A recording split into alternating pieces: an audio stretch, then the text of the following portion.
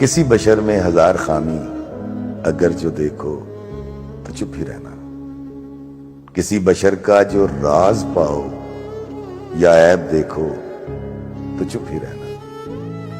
اگر منادی کو لوگ آئیں تمہیں کریدیں تمہیں منائیں تمہاری ہستی کے گیت گائیں تمہیں کہیں کہ بشر میں دیکھی برائیوں کو بیان کر دو تو چپ ہی رہنا. جواز یہ ہے، دلیل یہ ہے، ضعیف لمحوں کی لغزشوں کو، حرام نعتوں کی قربتوں کو، ہماری ساری خباثتوں کو، ہماری ساری حماقتوں کو وہ جانتا ہے، وہ دیکھتا ہے، مگر وہ چپ ہے.